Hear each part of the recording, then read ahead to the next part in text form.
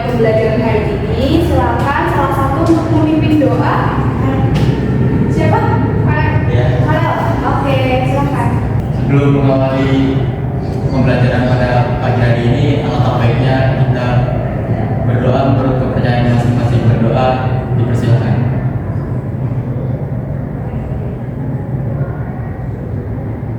Berdoa selesai. Oke, sebelumnya Ibu akan melakukan presentasi terlebih dahulu ya anak-anak. Hai Ibu. Tania hadir, Tina hadir, Zanda hadir, Sofi hadir, Abigail hadir, Adela hadir, Zakia hadir, Farel Hadir. ya hadir semua ya. Oke, sebelumnya biar kalian gak lemes nih, Ibu ada games untuk kalian. Apa tuh? Yuk kita berdiri dulu guys.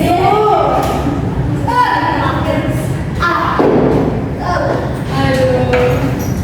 Jadi nanti dengerin ucapan Ibu ya, perhatiin baik-baik. Kalau misalkan Ibu bilang Ibu, kalian tuh perhatiin hurufnya. Ibu itu ada 3 huruf, jadi kalian tepuk 3 kali. Kalau misalkan Bapak itu kan ada 5 huruf, kalian tepuk 5 kali. Terus Kakak juga, tergantung ucapan Ibu ya nanti. Yuk kita mulai sekarang ya. Oke, perhatiin kata-kata Ibu ya. Baik, Pak Ibu. Ibu, Bapak, kakek, Ibu, Bapak, kakak, kakek, ayah. Ayo, bukan? Ayo, sekali lagi. Ibu, kakak, opa, ibu, kakek, bapak. Oke, terima kasih. Kita sekarang akan belajar materi tentang mengidentifikasi unsur-unsur teks puisi. Nah, jadi sebelumnya apa yang kalian ketahui sih tentang puisi itu? Ada yang udah tahu apa itu puisi? Saya? Ya, silakan Tina. Puisi merupakan salah satu jenis karya sastra. Iya, pinter. Tepukan. Nah, kan Vina udah tahu nih tentang puisi itu. Teman-teman yang lain udah pernah melihat orang membacakan puisi atau belum ya? Ya. Bagus nggak pembacaannya? Bagus sekali. Nah, jadi definisi puisi itu adalah sebuah ungkapan perasaan dan pengalaman batin seseorang yang diwujudkan dengan kata-kata atau ungkapan yang indah. Nah, jadi ketika kalian mendengarkan orang membacakan puisi, itu kan terdapat sebuah kata-kata atau ungkapan dari seorang penyair yang indah. Selanjutnya, unsur-unsur puisi itu ada 2 ya anak-anak. Yang pertama ada unsur intrinsik dan unsur ekstrinsik. Untuk unsur intrinsik itu adalah unsur pembangun puisi yang berasal dari puisi itu sendiri atau dari dalam puisi itu sendiri. Nah, unsur intrinsik puisi itu ada 2, yaitu struktur fisik dan batin. Terus selanjutnya ada unsur ekstrinsik. Kalau unsur ekstrinsik ini kebalikannya dari tadi. Kalau tadi itu unsur pembangun puisi yang berasal dari puisi itu sendiri, sedangkan unsur ekstrinsik ini berasal dari luar puisi. Itu ada aspek historis, psikologis, filsafat, dan religius. Untuk selanjutnya, nah yang tadi Ibu bilang unsur intrinsik itu ada 2 ya. Yang pertama ada unsur fisik dan unsur batin. Yang pertama kita akan membahas tentang unsur fisik. Apa aja sih yang ada dalam unsur fisik puisi itu? Yang pertama ada diksi. Diksi itu apa sih? Diksi adalah pemilihan kata. Jadi seorang penyair itu dapat memilih kata yang tepat dan selaras dalam penggunaannya untuk mengungkapkan gagasan sehingga diperoleh efek tertentu seperti yang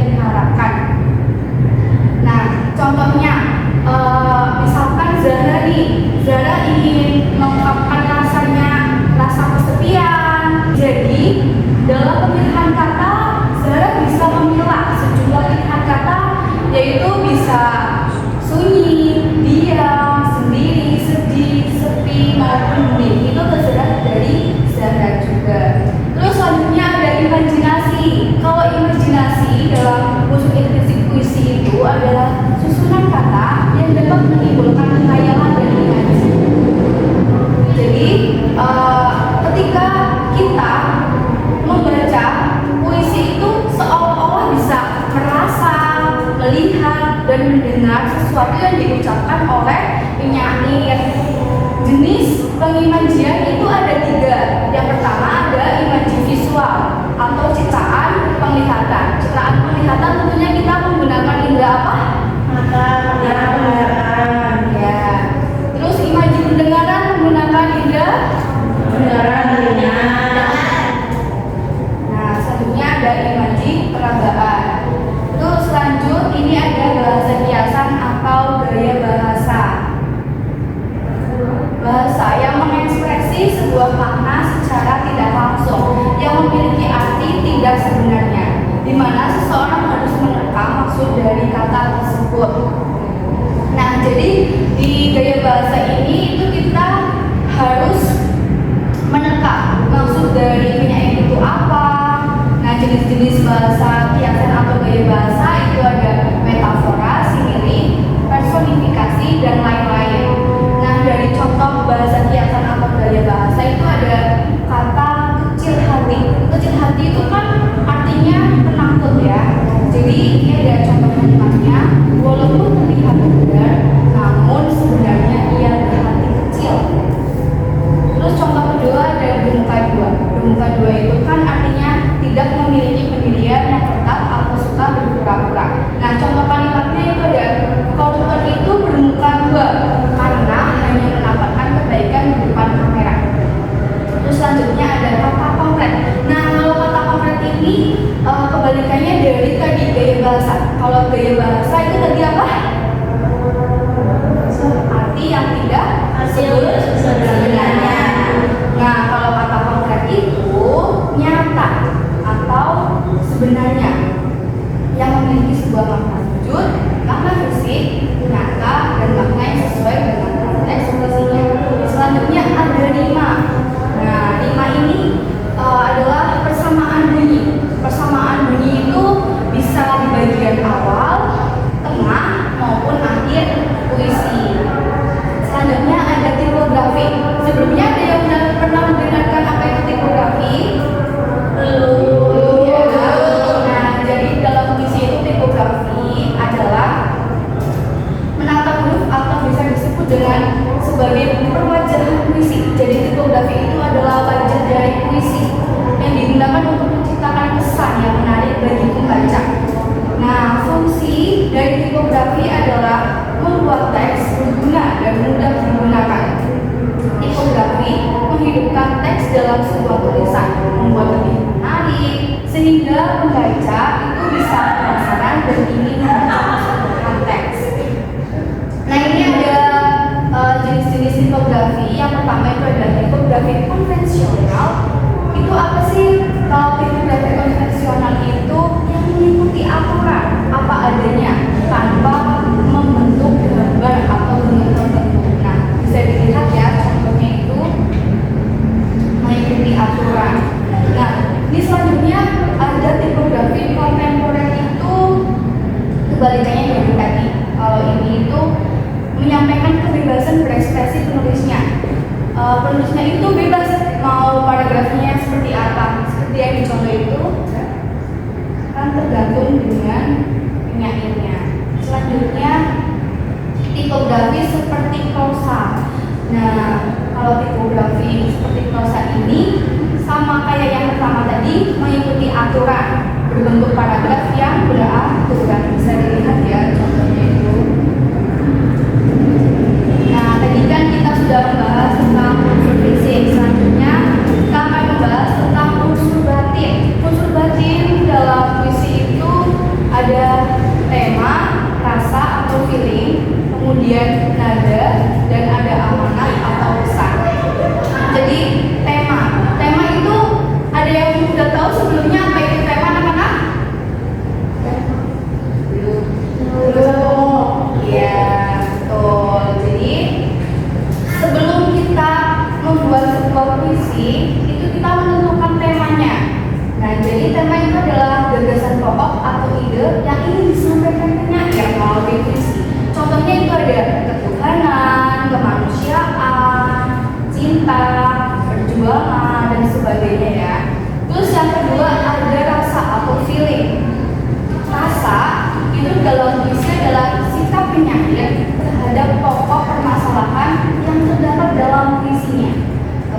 kemudian ada nada.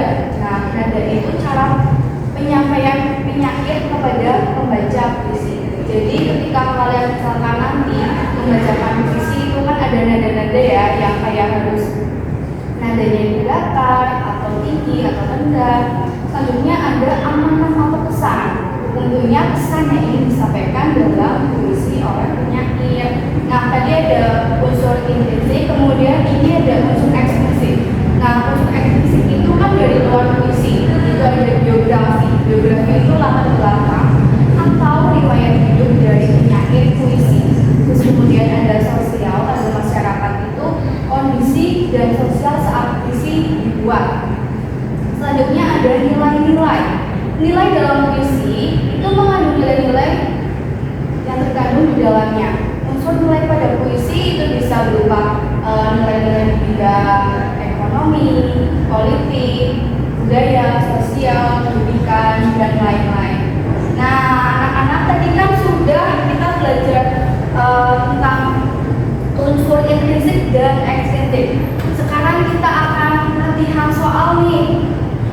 Ada yang ingin ditanyakan? Belum. Oke. Kita akan latihan soal anak-anak. Jadi nanti kalian itu membentuk kelompok, terserah anggotanya bisa 4 sampai 5 orang. Nah, terus kalian nanti menganalisis dua unsur intrinsik. Tadi ada apa aja ya dua unsur intrinsik? Unsur fisik dan unsur nilai. Nah, puisinya udah ibu sediakan. Itu berjudul Aku Ingin, karya Sapati Djoko Damono. Nah, nanti setelah kalian menganalisis unsur intrinsik itu, kalian mempresentasikan nih di depan kelas. Nah, dengan membacakan puisi yang terlebih dahulu, kemudian kalian membacakan hasil analisis kelompok kalian, ya. Untuk puisinya ini ya anak-anak. Baik, silakan. Nah, ibu akan bagikan latihan soalnya. Kalian bisa menjalankan di sini ya.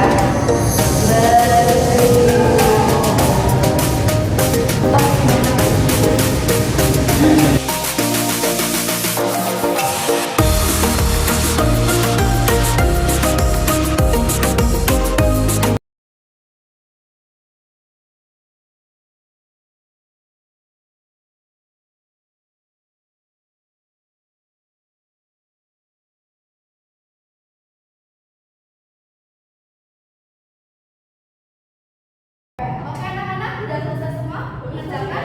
Sudah. Ya. Sudah. Silahkan untuk mempresentasikan ya hasil diskusi kalian. 2 orang maju. Aku ingin karya Sapati Djoko Damono. Aku ingin mencintaimu dengan sederhana, dengan kata yang tak sempat diucapkan, kayu pada api yang menjadikannya abu. Aku ingin mencintaimu dengan sederhana, dengan isyarat yang tak sempat disampaikan awan kepada hujan yang menjadikannya tiada. Terima kasih Dovina, silakan. Unsur intrinsik. Yang pertama struktur fisik puisi, diksi. Pada bait pertama, aku ingin mencintaimu dengan sederhana, yaitu mencintai seseorang dengan setulus hati dan dengan cara yang tidak berlebihan. Yang kedua ada imajinasi. Puisi aku ingin menggambarkan 3 citraan, yang ini citraan visual dalam kata kayu, api, abu, dalam bait ke-1, baris ketiga, dan awal pada bait ke-2 dan baris ketiga. Citraan pendengaran yaitu pada kata hujan pada bait kedua, baris ketiga. Yang ketiga ada bahasa kiasan atau gaya bahasa. Kalimat kayu itu pada api yang menjadikannya abu. Gaya bahasa yang akan benda mati mempunyai kegiatan yang dimiliki manusia. Yang keempat kata konkret. Kata konkret dalam puisi terlihat pada kata-kata yang mampu digambarkan secara konkret oleh pembaca. Kata konkret yang terdapat dalam puisi ini antara lain kayu, api, abu, awan, dan hujan. Yang kelima ada rima.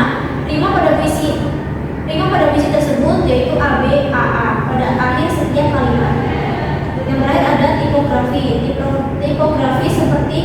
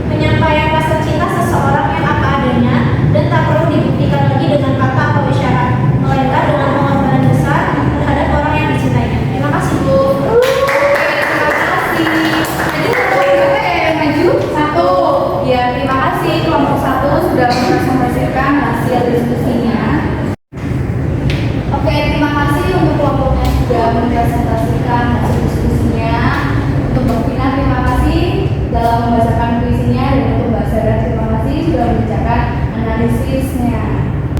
Oke, berarti kalian sudah paham ya mengenai struktur dalam puisi. Nah, untuk minggu depan ada penugasan ya anak-anak. Baik, Bu. Jadi untuk minggu depan itu berkelompok lagi seperti tadi.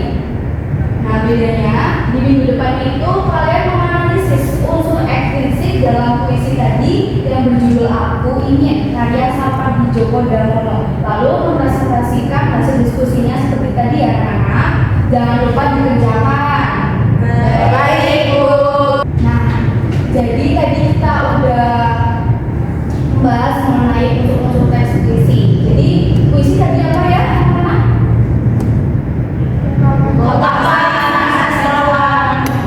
Dengan juga ada bahasa Indah. Ya, betul sekali. Terus unsur-unsur teks puisi itu ada berapa? Ada dua. Intrinsik, intrinsik, dan ekstrinsik. Kalau unsur intrinsik itu apa ya? Ada dua puisi, Informasi dari komisi. Iya, betul sekali. Ada dua unsur intrinsik, yaitu ada unsur fisik dan unsur organik. Nah, kalau unsur ekstrinsik itu kebalikannya dari unsur intrinsik. Unsur ekstrinsik itu apa ya? Unsur kembangan yang biasa dari luar. Oke. Nah, kalau untuk ekstrinsik ini bisa biografi, sosial, masyarakat, dan nilai-nilai. Ingat ya. Oke. Kita sudah selesai pembelajaran hari ini ya. Untuk tugas jangan lupa dikerjakan. Ibu mohon maaf bila ada tutur kata yang salah, mohon dimaafkan ya anak. Iya, Dan Bu. sebelumnya salah satu memimpin doa. Bagas. Ya, oke. Untuk mengakhiri mata pelajaran di pagi hari ini, alangkah baiknya kita berdoa terlebih dahulu. Berdoa dipersilakan.